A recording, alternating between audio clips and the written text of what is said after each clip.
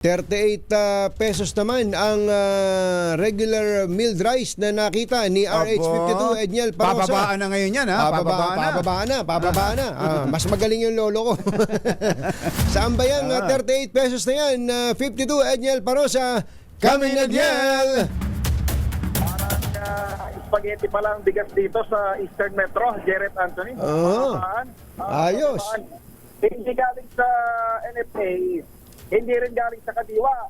Pero may locally sourced ng mga regular milled rice na 38 pesos mabibili dito sa Agora Public Market sa lungsod ng Santa. Anong quality naman? Ano itsura? Asahan na nating madilaw. Pero hindi naman maamoy, in fairness, hindi maamoy. At madilaw mo agad.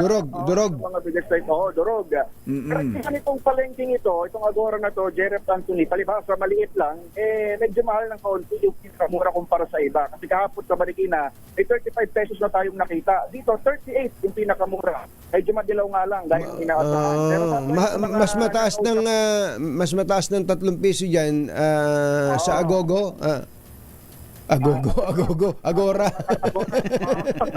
Agogo dancer yun.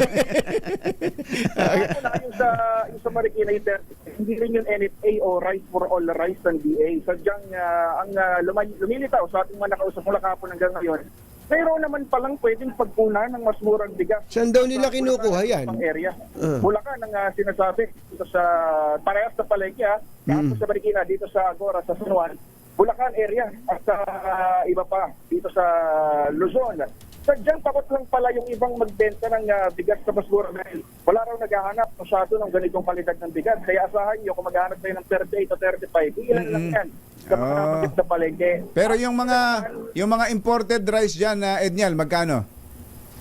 Imported rice, parang mga mura na itong mga nandito eh. Ayan na, may 56, may 50, ano ba yan? Huling report ko sa inyo sa imported rice dito ay wala ng 50 yung mga nandito sa may Agora. Sadyang takot lang iba magbenta dahil walang nagharap ng ganitong quality naman, umami na nag-uubos pa ng stock na kanilang nabili noon.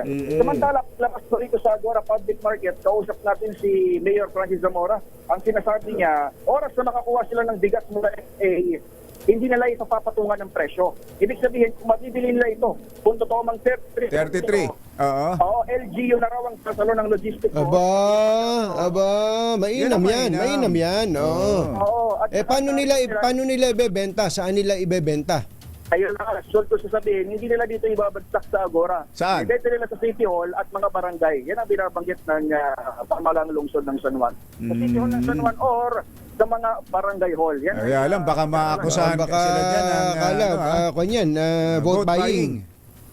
Oo, tinanong din natin niya sa Metro Manila Council nung nagkaroon ng meeting.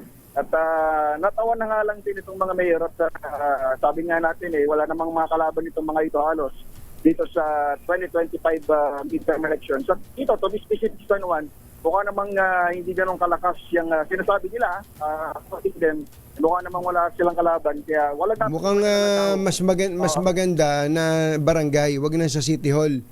Para mas malapit dun sa mga tao mismo, ano? Correct. Actually kasama nga yan doon sa options.